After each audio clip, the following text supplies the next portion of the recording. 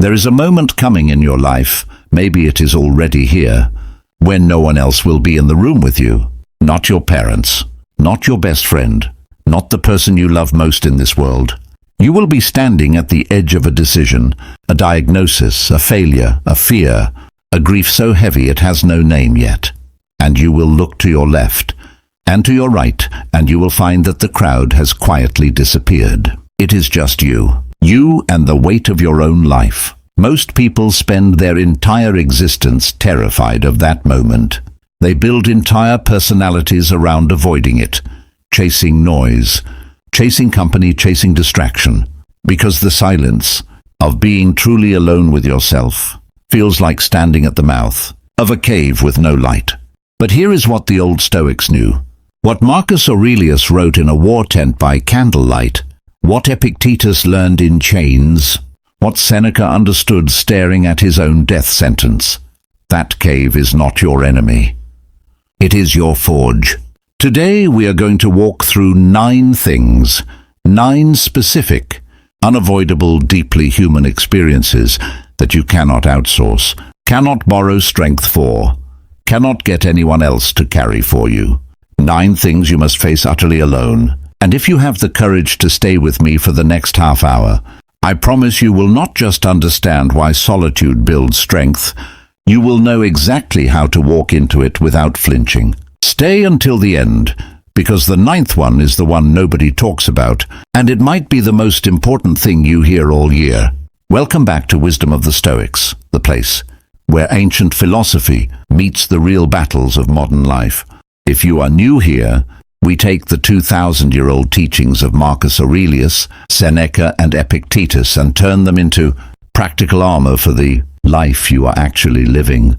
So settle in, and if this message finds you at the right time, consider hitting subscribe before we begin, because what we are about to cover might change how you face every hard moment for the rest of your life. Let's start with an uncomfortable truth. Somewhere along the way, we were taught that strength looks like a crowd, that the more people surround us, the safer we are, that a full inbox, a full calendar, a full house means a full life. But the Stoics, men who lived through plagues, exile, betrayal, war, and the daily threat of death by the whim of an emperor, believed almost the opposite. They believed that a person who has never learned to sit with themselves, who has never faced their own mind without an audience, without a phone, without a distraction, is a person who has never actually tested the metal they are made of. Marcus Aurelius, the most powerful man on earth, emperor of Rome, commander of legions, spent his quiet hours not surrounded by advisors, but alone with a journal, interrogating his own soul. He wrote in what we now call Meditations, a passage that could have been written yesterday. Waste no more time arguing about what a good man should be. Be one. He was not writing for an audience. He was writing because he had no one else to say it to. He had to become his own witness, his own judge, his own teacher. That is the thread running through everything we are about to explore. 9 doors, and behind every one of them, you will find yourself standing alone. The question is not whether you will face them. You will, whether you like it or not. The question is whether you walk in prepared, or whether you get dragged in kicking and screaming. So let's open the first door. Before we do, I want to ask you something, and I actually want you to answer honestly in the comments below. When was the last time you were truly alone with your thoughts? No phone, no music, no scrolling, for even 10 minutes. Type your answer. I read every one, and I promise you, by the end of this video, that number is going to matter. You must face the silence of your own mind. There is a peculiar kind of fear that modern life has manufactured, one that our ancestors would have found almost incomprehensible. The fear of silence. Walk into any waiting room and watch what happens the instant a person sits down. The phone comes out before the body has even settled into the chair. Stand in an elevator and observe the reflexive reach for a screen, as if 10 seconds of unfilled time were an emergency, to be managed rather than a gift to be received. We have engineered a world so saturated with noise that the human mind, which spent hundreds of thousands of years learning to sit with itself around fires, in fields, on long walks between villages, has almost forgotten how. Seneca saw the seeds of this 2,000 years ago, and he had a name for it. He called it a disease of restlessness, a soul running from itself. In his letters to his friend Lucilius, he described people who traveled from city to city, from villa to villa, convinced that a change of location would cure their unhappiness, only to discover that wherever they went, they brought themselves along. "You need a change of soul, not a change of climate," he wrote, because the noise was never outside them. It was a strategy to avoid what was inside. Here is why this matters so much for the topic of strength. Every single hard decision you will ever make in your life, everyone eventually has to be made in silence. You can ask for advice. You can gather opinions from 10 different people who love you. But when the moment actually arrives to choose, to commit, to act, the room empties out and it is just you, alone with your own judgment. If you have never practiced sitting with that judgment, if every quiet moment of your life has been filled with someone else's voice, a podcast, a group chat, a television left on for company, then the first time you are forced into true silence will not feel like clarity. It will feel like drowning. I want you to think about Marcus Aurelius again for a moment, because his situation makes this almost unbearably vivid. Here was a man commanding the largest empire on the face of the earth, and at night, in a tent on the frontier of the Danube, fighting wars he never wanted, burying friends and children he had lost to plague. He sat with a blank page and wrote to no one but himself. Not for publication, not for praise. He wrote because he needed a place to think without the noise of the court, without the flattery of senators, without the expectations of an empire pressing in on him. His journal was, in the truest sense, an exercise in facing silence, and it produced one of the most quietly powerful books ever written. A book that still, 2 millennia later, is helping people like you and me get through our own hard nights. So how do you actually build this muscle? Not by forcing yourself into some dramatic week-long retreat with no talking. That is not realistic for most lives, and honestly, it is not even necessary. Strength is built in small, repeated doses. Start with this. Once a day, sit somewhere without your phone for 5 minutes. Not meditating in some perfect mystical sense, just sitting. Let your mind wander. Notice what it wanders toward. Notice what thoughts you have been avoiding by keeping yourself busy. That avoided thought. That is usually where the real work is waiting. There is something almost frightening about this practice at first, and I want to be honest with you about that. Instead of pretending it is peaceful from day one, when you remove the noise, the mind does not go quiet immediately. It gets louder. All the things you have been running from, the argument you never resolved, the choice you have been postponing, the grief you buried under work, they surface. This is not a malfunction. This is the process working exactly as it should. The Stoics did not believe in numbing the mind into blankness. They believed in confronting it, examining it, and slowly, through repetition, becoming someone who is no longer afraid of what their own thoughts have to say. Epictetus, who began his life as a slave with no control over his own body, understood something profound about this inner territory. He taught that while the external world could be taken from you, your freedom, your possessions, even your limbs, your judgment, your inner citadel could never be touched by anyone but you. But here is the catch. That inner citadel only becomes a fortress if you actually go inside it and reinforce the walls. Ignore it, and it stays a ruin. Visit it daily, sit with its silence, and slowly, brick by brick, it becomes the safest place you own. If you are watching this and thinking, I don't have time to sit in silence, my life is too full, I would gently push back. You have time. What you may not have yet is the tolerance for the discomfort that silence brings. And that tolerance is exactly what we are building here, together, one video at a time. If this is resonating with you so far, drop a comment with the #1 distraction you reach for to avoid silence. For a lot of people it's the phone. but I've heard everything from television to overworking to constant socializing. Naming it is the first step to facing it.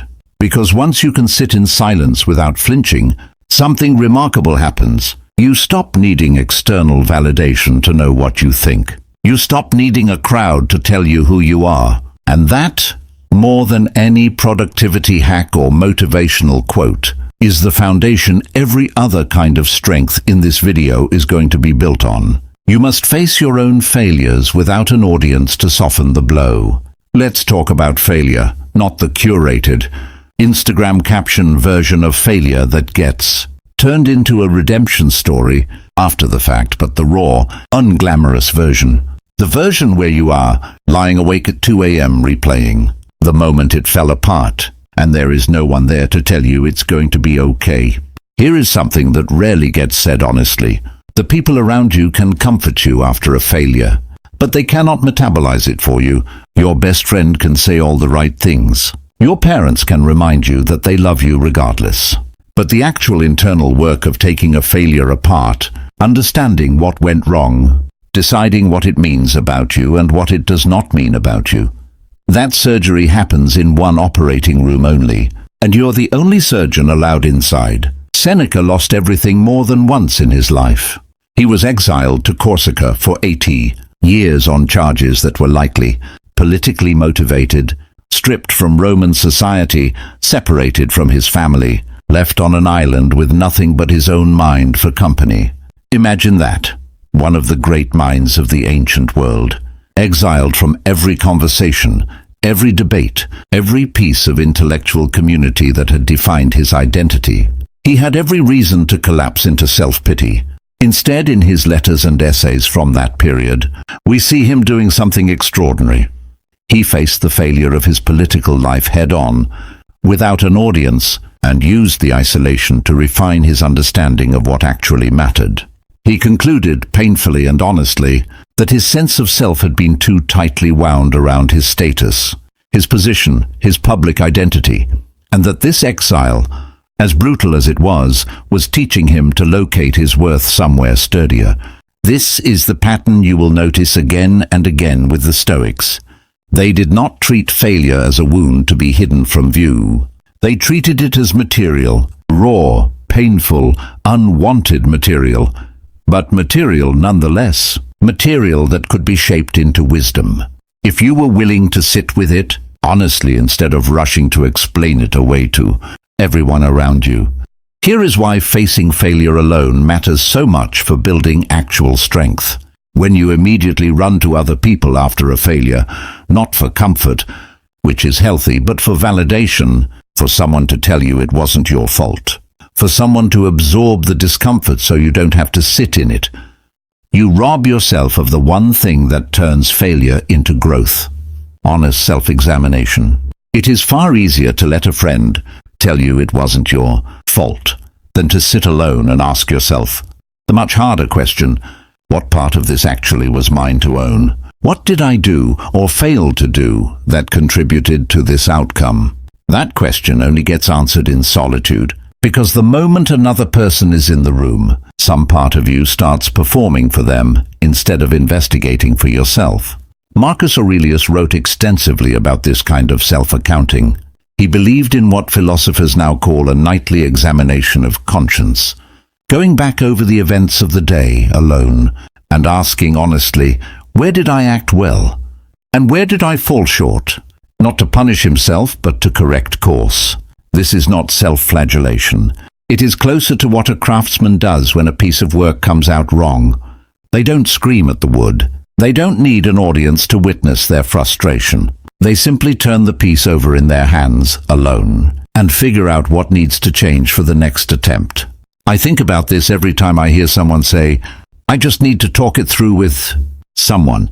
Sometimes that's true. We are social creatures, and there is real value in processing pain with people who love us. But I want you to notice the difference between processing and outsourcing. Processing with a friend after you have already done your own quiet reckoning is healthy. Immediately reaching for someone else's opinion before you've sat with the failure yourself is often a way of avoiding the discomfort of your own judgment. And the sad irony is, the more you avoid that discomfort, the weaker your judgment becomes over time, because it is a muscle, and muscles that are never used waste away. Let me give you something practical here, because I don't want this to just be philosophy floating in the air. I want you to be able to use it tonight if you need to. The next time you fail at something, a project falls apart, a relationship ends badly, you make a mistake at work that costs you something real, before you call anyone, before you post anything, before you seek a single external opinion, give yourself 24 hours of solitary reflection. Write down, honestly, in a private journal, 3 things: what happened, what part of it was within your control, and what part was not. This exercise alone, done consistently, will build a kind of internal steadiness that no amount of outside reassurance can give you, because reassurance from others is borrowed, and what you build in solitude is owned. If you have ever felt embarrassed about a failure, genuinely embarrassed, the kind that makes you want to disappear, I want you to know that every single person whose wisdom we study on this channel felt that too. Epictetus was a slave who was, according to some accounts, physically disabled by a master who broke his leg. Seneca was exiled and later forced to take his own life by an emperor he had once tutored. Marcus Aurelius buried multiple children and ruled during a plague that killed millions. None of them were strangers to devastating failure and loss. What separated them was not the absence of failure. It was their willingness to sit alone with it, examine it honestly, and let it refine rather than define them. If this section is hitting home for you, I'd genuinely love to know, what is one failure you're still carrying that you've never fully sat with alone? You don't have to share the details in the comments if it's too personal, but even just typing "I have one" helps you acknowledge it exists. Half the battle with facing failure alone is simply admitting there is something there to face. You must face grief without anyone able to carry it for you. There is no gentle way into this next one, so let's not pretend there is. Grief is perhaps the most isolating experience a human being can go through, precisely because it cannot be shared in the way we wish it could be. People will stand beside you at a funeral. They will bring meals to your house in the weeks after a loss. They will send messages, make calls, sit with you in silence. All of that matters. I want to be clear that community around grief is not meaningless, and the Stoics never argued that we should face loss with cold detachment or refuse comfort from others. But here is the truth that no casserole or condolence card can change the specific shape of your loss. The particular hole it leaves in your particular life is something only you inhabit. No one else lost exactly what you lost, loved exactly how you loved, or will carry the absence in exactly the way you will carry it. Marcus Aurelius knew this kind of grief intimately, and in a way that should humble anyone who has ever complained that life is unfair. Historical records suggest he lost at least 8 of his children before adulthood. 8. Think about that number for a moment. Not one tragedy, but a repeated, grinding, relentless series of losses that would break most people entirely. And yet he continued to rule, to write, to search for meaning, alone with a grief that none of his advisors, none of his generals, not even his wife, could fully enter with him. In his meditations, Marcus doesn't rage against the unfairness of it. Instead, he returns again and again to a way of thinking that modern grief research would later validate. He reminds himself that everything he loves is on loan from nature, and that nature has the right to reclaim what it gave. This was not coldness. This was Marcus, alone with his own devastation, doing the only work that could actually be done, building a framework strong enough to hold the weight of loss without collapsing under it. I want to be very careful here, because I think grief is one of the places where philosophy can accidentally sound dismissive if it's not handled with care. The Stoics have sometimes been misread as saying, "Don't feel sad," as if the goal is emotional numbness. That is not what they taught, and it's not what I'm teaching you here. Seneca himself, in his letters of consolation to grieving friends, acknowledged the reality of pain. He wrote to comfort a mother who had lost her son, and he did not tell her that her grief was irrational or that she should simply stop feeling it. What he offered instead was a companion for the loneliness of grief, the idea that grief, faced honestly and alone, has a natural process, and that trying to rush past it or suppress it with constant distraction only prolongs the suffering. This is the part I really want you to sit with. In our modern world, we have become remarkably skilled at helping people avoid grief rather than face it. We keep ourselves busy after a loss. We throw ourselves back into work within days. We fill every quiet evening with television. So the silence doesn't force us to feel what's underneath. And I understand why, that silence when grief is fresh can feel unbearable. But here is what the Stoic approach teaches us. The grief does not disappear because you outran it. It waits. It resurfaces, often at the worst possible moments, precisely because it was never actually processed, only postponed. Facing grief alone does not mean facing it without support. It means, at some point, giving yourself permission to sit with the loss directly, without a screen, without a task, without a distraction, and simply let yourself feel the full weight of what is gone. This is one of the hardest things a human being can do, and I will not pretend otherwise. But it is also, paradoxically, the thing that allows grief to eventually soften rather than calcify into something that quietly poisons every part of your life it touches. There's a practice worth mentioning here, one that comes up throughout Stoic writing in different forms. The idea of acknowledging impermanence before loss happens, not to become emotionally detached, but to deepen your appreciation while you still have what you have. Marcus Aurelius often reminded himself, while embracing his children, that he might not have them tomorrow, not as a morbid exercise, but as a way of experiencing the present moment with full awareness of its preciousness. This is sometimes called memento mori, and we will return to it later in this video, because it touches almost every one of the 9 things we're covering today.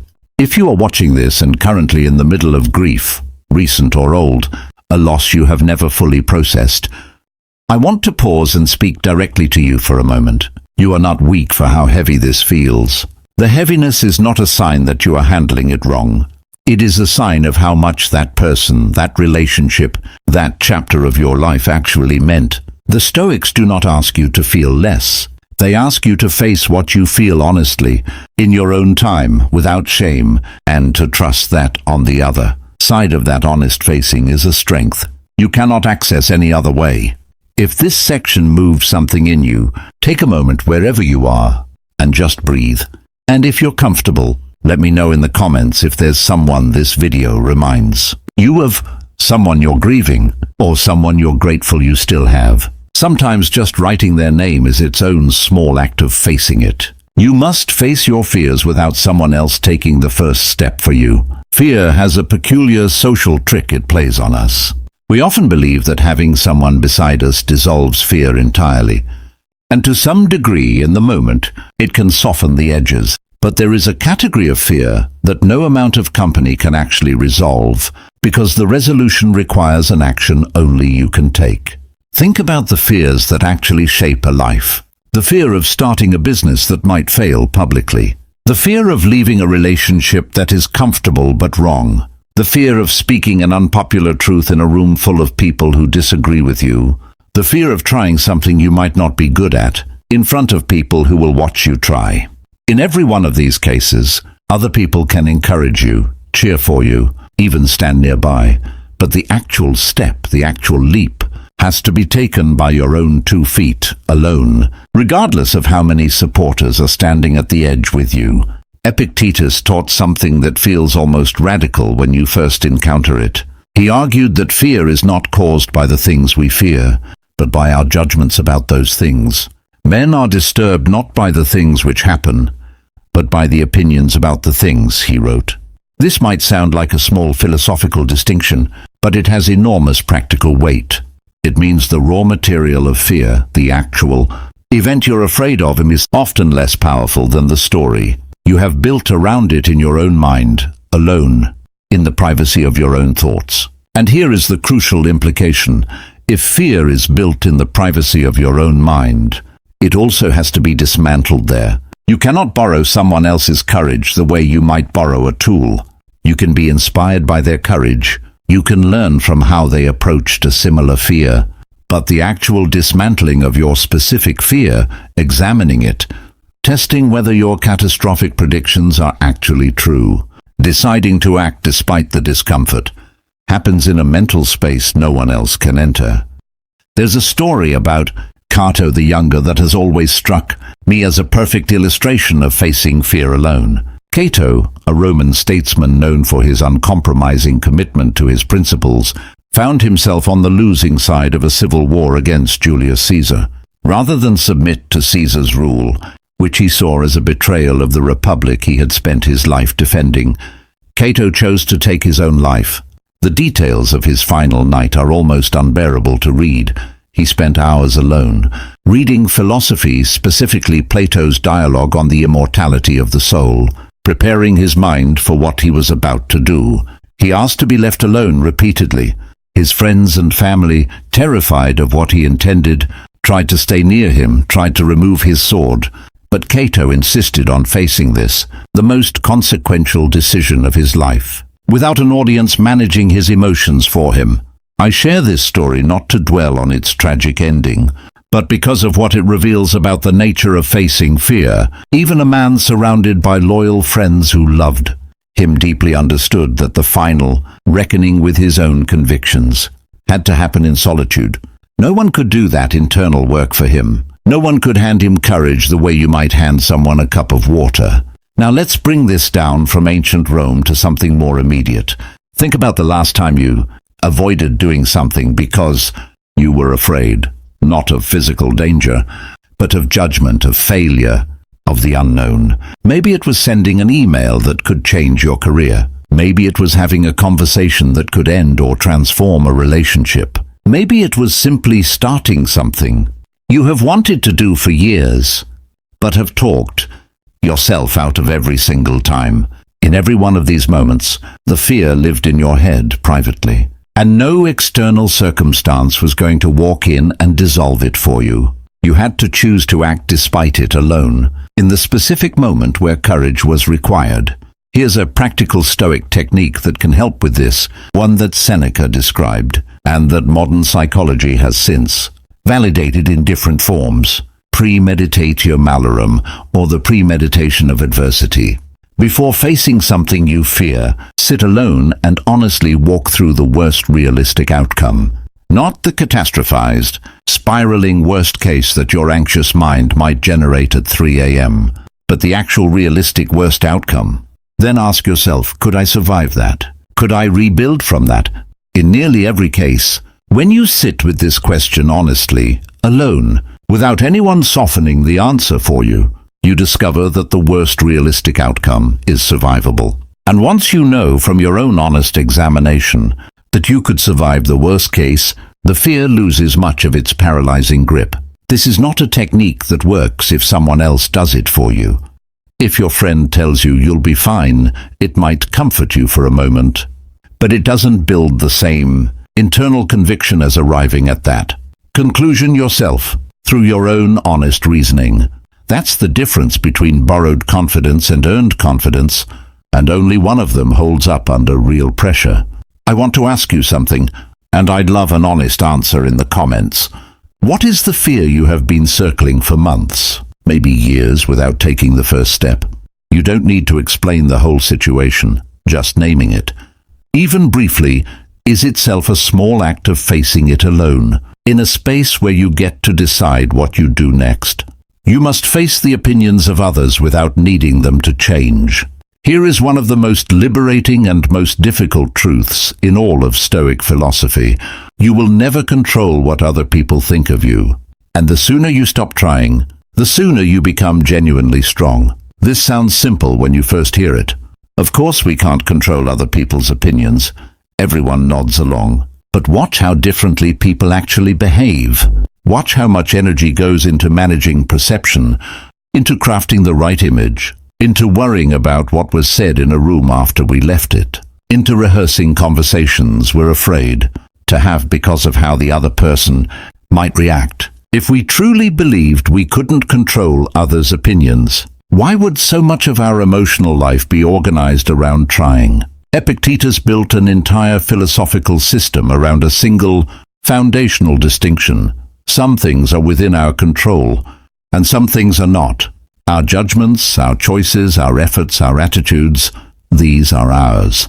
Everything else, other people's opinions, their reactions, their approval or disapproval, belongs to what he called things not up to us. He taught that the root of nearly all human suffering comes from confusing these two categories, from trying to control what was never ours to control, and neglecting what actually was. Facing the disapproval of others, really facing it, letting it land without collapsing, is one of those experiences that cannot be done by committee. You can have 100 people who love you and support you, but if there is one voice of criticism, one moment of public disapproval, one person whose respect you have lost, the internal experience of sitting with that discomfort is yours alone. No amount of reassurance from your supporters fully erases the sting of a critic's words, because the sting isn't really coming from the critic. It's coming from a part of you that has not yet made peace with being disliked, disagreed with, or misunderstood. Marcus Aurelius, as emperor, was subject to endless opinions from the Senate, from generals, from the public, from historians who would judge him for centuries after his death. He wrote something in his private journal that has become one of the most quoted lines in all of Stoic literature. He reminded himself essentially that if someone can convince him he is wrong, he should gladly change, but if no one can, he should hold his position with confidence rather than be swayed by mere criticism unaccompanied by reason. This is a remarkably mature stance. It does not say ignore all feedback. That would be arrogance, not wisdom. It says evaluate the substance, not the volume of the criticism. And that evaluation, alone, privately, using your own judgment, is a skill that has to be built through repeated practice, not inherited from someone else's confidence. Let's get practical, because I know many of you watching this are dealing with a very specific version of this pain right now.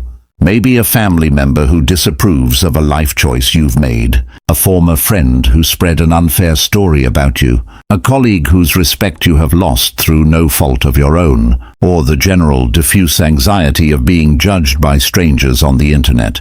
Here is what facing this alone actually looks like in practice. First, you separate the criticism from the critic's